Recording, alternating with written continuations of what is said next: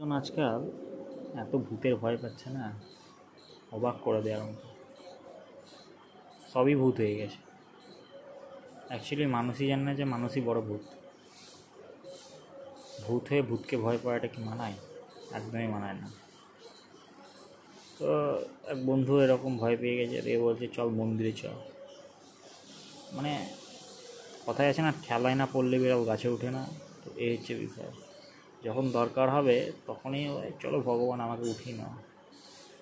তো প্রত্যেকটা মানুষই তাই, বড় স্বার্থপর। এতই স্বার্থপর হয়ে গেছে, ভগবানের সাথে মানুষ স্বার্থপরতাগিরি করতে শুরু করে দিয়েছে। যে